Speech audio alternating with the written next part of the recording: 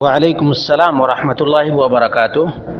اللہ رب العالمین آپ کو جزائے خیر عطا فرمائے اور خیر و عافیت میں رکھے۔ آپ کا ایک بڑا ہی اہم سوال ہے، وہ یہ ہے کہ اگر دو ہی آدمی مل کر جماعت بناتے ہیں تو کیسے صف بنائیں گے؟ جو امام ہوگا وہ آگے رہے گا اور جو اس کے ساتھ ایک مقتدی ہے وہ تھوڑا پیچھے رہے گا؟ اس کا جواب یہ ہے کہ نہیں، دونوں کے دونوں برابر کھڑے ہوں گے، نہ کوئی آگے رہے گا اور نہ کوئی پیچھے رہے گا۔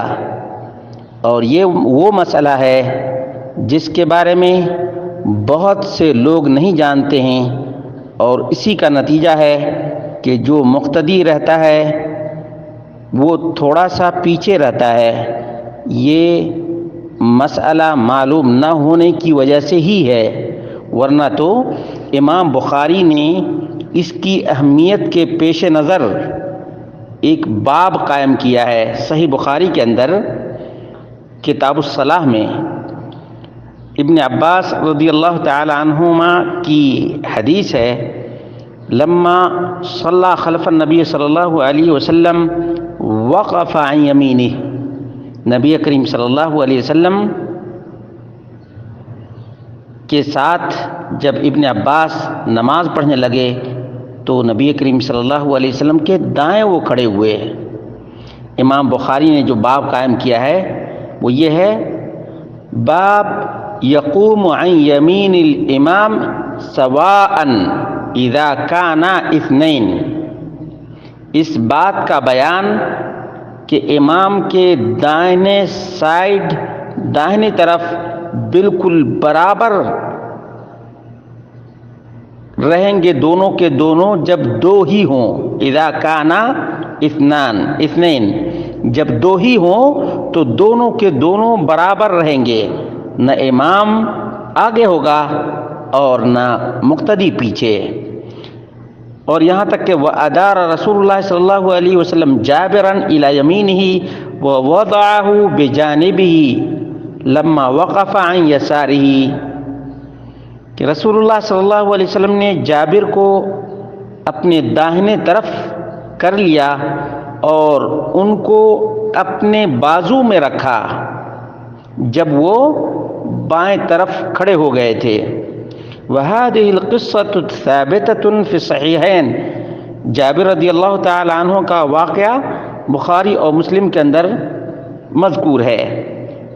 نبی کریم صلی اللہ علیہ وسلم نے اپنے بازو میں ان کو رکھا، ان کو پیچھے نہیں کیا۔ یہ اس بات کی دلیل ہے کہ جب دو آدمی ہوں تو دونوں کے دونوں بالکل برابر میں کھڑے ہوں گے، کوئی آگے پیچھے نہیں ہوگا۔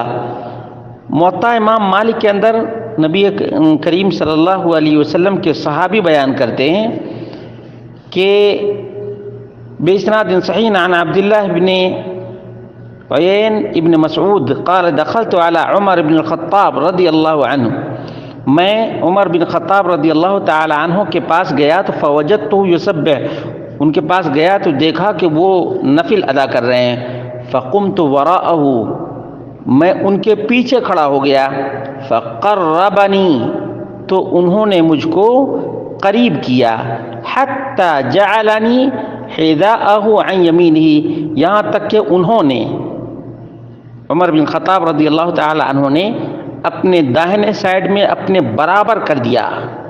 اسی طرح سے مصنف عبد الرزاق کے اندر ہے، عن ابن جریج قال قلت لعطاء، ابن جریج کہتے ہیں میں نے عطاء ابن رباح سے کہا الرجل یصلی مع الرجل، ایک آدمی دوسرے آدمی کے ساتھ نماز پڑھے گا، این یکون منہ، تو کیسے صف لگائے گا؟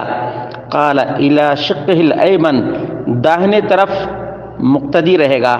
قلت ایحاذی بہ حتی یصف معه لا یفوت احدهما الاخر، کیا دونوں کے دونوں برابر رہیں گے، کوئی آگے پیچھے نہیں ہوگا؟ قال نعم، انہوں نے کہا کہ ہاں۔ عطا ابن رباح آپ جانتے ہیں کہ یہ بڑے تابعی اور علماء تابعین میں سے ہیں اور مسجد حرم کے امام تھے. انہوں نے کہا کہ ہاں بالکل برابر میں دونوں کے دونوں کھڑے ہوں گے. قلت اتحب ان یساویہ حتی لا تکون بینہما فرجہ، آپ کے کہنے کا مقصد یہ ہے کہ دونوں کے دونوں ایسے برابر میں صف لگا لیں گے کہ دونوں میں کوئی فاصلہ نہیں رہ جائے گا؟ قال نعم، انہوں نے کہا کہ ہاں بالکل صف بنا کر اور بغیر کسی فاصلہ کے، بغیر کسی ڈسٹینس کے دونوں کے دونوں کھڑے ہو جائیں گے اور صف بنائیں گے. دیکھا آپ نے، یہ بہت اہم ترین چیز ہے. اسی وجہ سے تابعین، تبع تابعین پوچھا کرتے تھے، اور امام بخاری نے جو باب قائم کیا ہے اسی اہمیت کے پیش نظر ہی یہ باب قائم کیا ہے.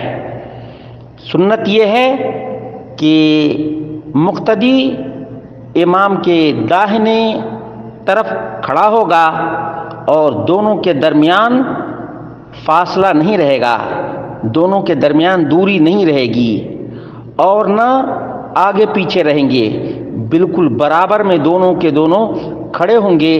یہی سنت ہے، اور اسی پر علماء اور محدثین کا عمل ہے، اسی پر علماء اور محدثین کا عمل ہے. اگرچہ آج جیسا کہ آپ نے ذکر کیا ہے بہت سے لوگ اس سنت کی خلاف ورزی کرتے ہیں عدم علم کی وجہ سے. اگر علم ہو تو کوئی بھی جان بوجھ کر سنت کی مخالفت اپنے لیے پسند نہیں کرے گا، اپنے لیے پسند نہیں کرے گا.